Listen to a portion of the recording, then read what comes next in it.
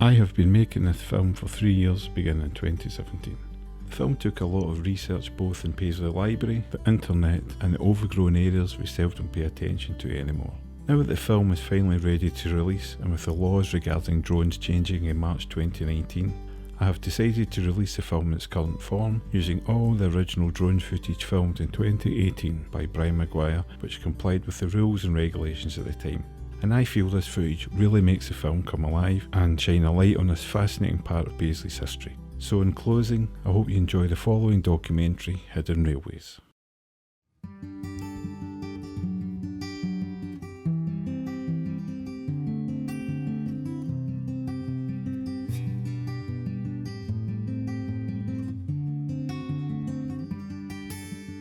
I am filmmaker Paul Mothersoul, and this film is about Paisley's hidden railways and the local memories of that lost age of steam and industrial grandeur. The Glasgow and South Western Railway and rival operator, the Paisley and Barrhead District Railway Company, were in a race to be the first to link Paisley and Barrhead. Between 1898 and 1905, two railways were completed, which had required the construction of over 15 miles of track, 7 stations and numerous bridges and cuttings. The introduction in 1903 of the electric tram to the area meant almost overnight these grand monuments to Victorian engineering were rendered obsolete. The Paisley and Barrhead District Railway Company's line never carried a single paying customer, and the legend of the dummy railway was born. Unlike the so-called dummy railway, the competing railway known as the Barrhead branch actually carried paying passengers, but it too could not compete with the emerging tram and bus network. The lines had become dilapidated by the 1950s, with most of the stations being demolished between 1950 and 1968. Both lines served various industries around Paisley and the surrounding area for many decades to come. The link to the Linwood car factory was the last one to close on the 21st of October 1984. St James to Ferguson. This line served many industries from the siding just before Ferguson station. It included the Roots car plant and the press steel plant.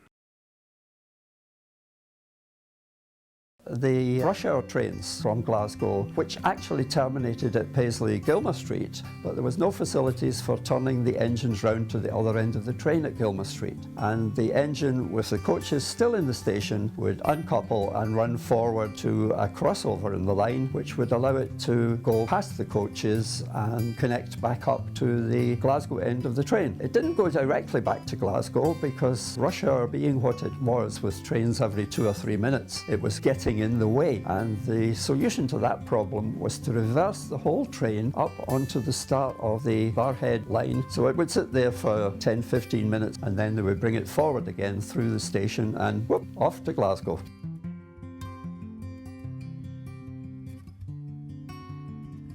The things that I remember about the trains were the cars that were made there when it was pressed steel. That Volvo car that Roger Moore drove in the Saint, the shell was made in the body shop in Roots Pressing. The other thing that was on there, ironically, was the blue train. The blue train shells get made at pressed steel as well. There was a line went off which served the Roots car factory and the pressed steel factory, which incidentally made wagons for the railway.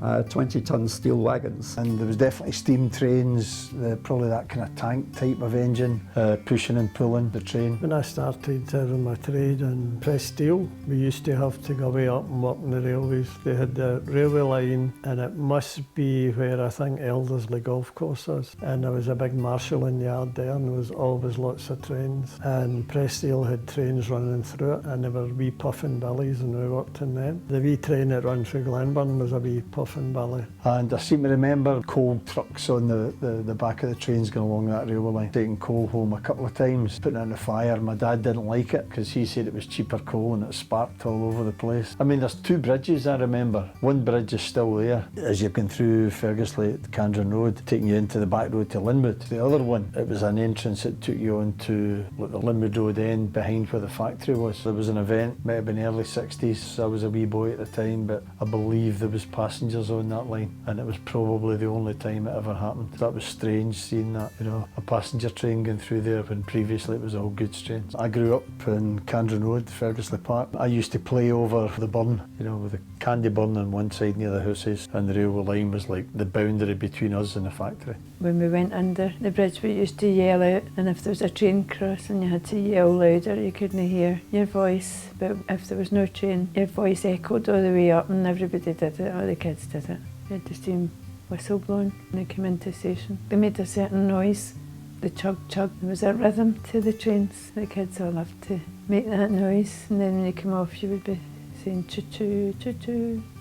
Going in the choo choo train, people would say. There's a few things that I remember about it. Playing on the railway line when there wasn't any trains there was one thing. Best Falls and Cowboys and Indians, all that kind of stuff. I can remember seeing a fire in the press steel in the kind of paint shop, but it was being fought from the railway line. All the way through the 50s it was steam trains. You know, the smell, the noise of the steam train. Ferguson to Stanley. As the line made its way to Stanley Station via the Old Chain Road, which is now known as Full Bar Road, there was a goods branch to the Burnbank Chemical Works, then on to the Meikle Riggs Goods Depot. When it was the school holidays, a crowd of about 15 of us went up to Foxbar via Full Bar Road and the old railway line. But there was a junction off that branch which made its way under the viaduct at the Linwood Road end and headed up toward Foxbar and Glenburn. We took a picnic and climbed the embankment. We followed the route of the train. The track was still there. It was overgrown a bit, and it was a great adventure. Lit a fire, put potatoes on, tins of beans, soup, and it was great fun. And then nobody brought any biscuits, and the teenager in charge said, if you just go through the bushes there and down the hill, you'll get the shops at Breadland, and we nearly died. We thought we were in the back of Beyond, so we were quite surprised at that, but it was good fun. It was a great day. And then we had to go all the way back again, back down the line, back down the hill. The line passed down below and to the left of the old Camp Hill High School and kept turning left until it was heading almost east again through the lower level lines of Glenburn. Stanley to Glenfield. The line here was a single track both directions, and on the south side there was a goods yard and a line to the Fulton Scouring Works. We used to have homemade bow and arrows, as it was always Cowboys and Indians on the telly, and we used to run after the train to shoot the driver. They would shoot back at us and we'd roll down the embankment. Then we would be sitting and lie down and put our ears on the railway line, and you would hear it going away.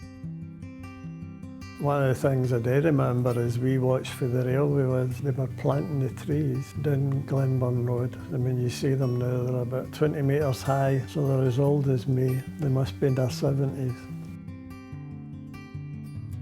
The Glenburn station, which today is in among the trees, was an island platform with the tracks going either side of it and a bridgeway across. I think that lasted for many, many years.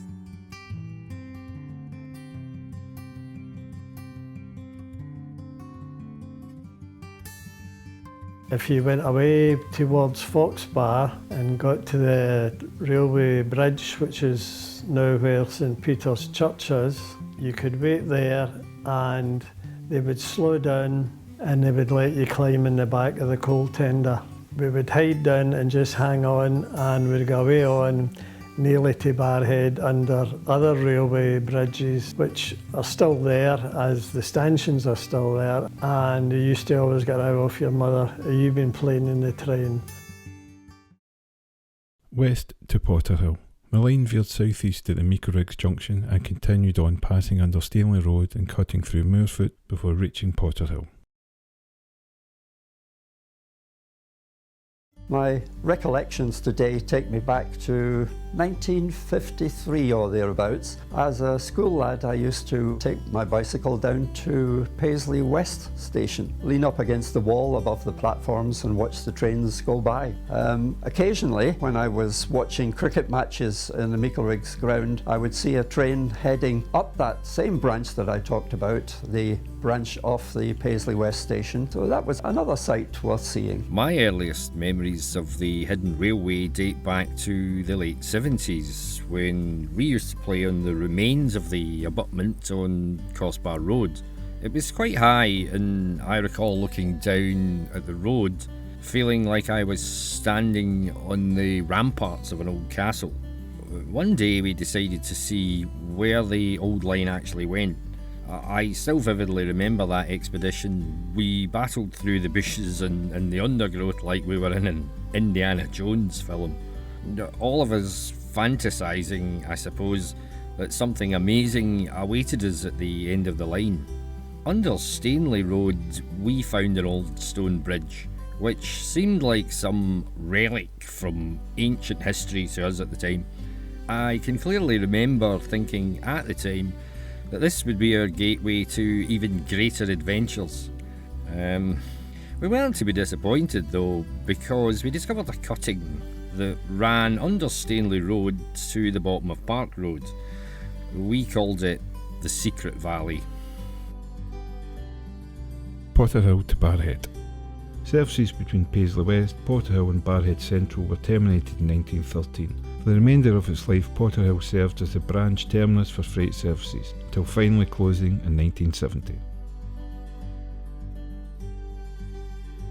The line for Cadbury's factory, or distribution warehouse I think it was located just off Neilston Road as it heads out into the country. Weekly there would be a train, steam engine on the front, and 4, 5, maybe 6 wagons, covered wagons, which were heading for the Cadbury warehouse to restock the warehouse for local deliveries. I was a bit rebellious as a child, and I liked to climb up in the trees just by Potterhill Station on the other side of the bridge at Neilston Road. As the train passed below, sometimes I would get swamped by all the smoke and end up all covered in soot, and then I would have to shimmy down the tree and run home coughing and spluttering. My mother wasn't too happy when she saw me, but it's still a memory I cherish even today. Abercorn. The Paisley Renfrew Railway, which closed to passengers in June 1967, was retained to serve the former Babcock and Wilcox plant until January 1981. The track was finally lifted in 1986. We used to walk from Bashaw Park over to the Arkleston Bridge, and you would stand there and the trains passed and get covered in the smoke. It was exciting. We used to love that.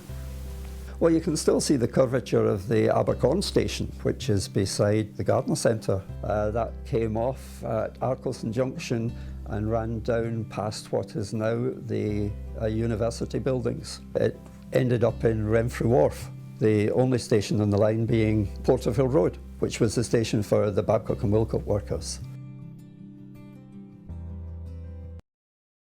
East Todate Bar. The East Station was the first to be built in August 1898. The line travelled through Seahill and crossed the River Cart on its way to Todate Bar. There was also a goods line down to Lacey Street, and to the north 2 connections to the main line that were never completed. When I was walking to school along Glasgow Road going to St Catherine's, we had to stop sometimes for a goods train crossing diagonally where Iceland is now in Whitehall, and it was quite exciting watching it and chugging along and going into a yard. And then we'd wait till it went in and then get across the wee bits to school. It left the main Glasgow to Paisley Gilmer Street line round about Arkleston Junction and made a sharp left turn to go across the Glasgow Road on a bridge which didn't give much clearance to traffic, if I recall. When I was growing up, you heard the stories of the older kids taking the shortcut across the Cart from Hunter Hill to Seed Hill, and that would have been in the late 1950s, I remember, which would have made me about 10 years old. So me and my friends thought we'd give it a try one day. I can still remember thinking how adventurous we were, scurrying across the bridge and then seeing the track descend into the big goods depot at Lacey Street. It was exciting stuff, but really, we knew only 1 train a day made its way there from Barrhead, so we were quite safe. We weren't the only ones exploring the old lines though. Our pals at school told similar yarns about voyages of discovery following the remains of the dummy line that ran through Hunter Hill. Back in the 70s, the footprint of the line could be traced in places from the banks of the River Cart behind Blackford Road to the start of the footpath at Jenny's Well, which had the remains of a bridge. Quite why that old bit of bridge survived so long after the demise of the rest of the railway has always puzzled me. Todate Bar to Barrhead. Todate Bar was an island platform station that formed passing points on a single line. The station was rented out as a private house while goods trains were still active. There was also a goods branch line that served the Todate Bar Asylum.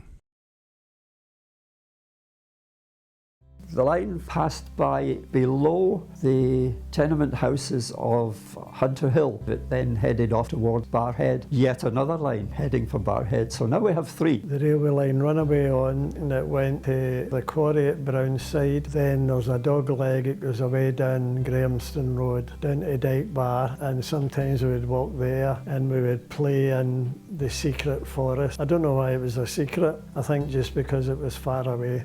If you go down Grahamston Road, you can still see the railway arch, so there must have been a railway alignment down there, but that was quite an expedition for us as young kids. I mean, we were maybe 6 and 7 year old. It's ironic to think the railway was replaced by the trams. Then by the 1960s they had both disappeared. A bit of a shame really, as cars and buses just aren't as much fun as steam trains and trams.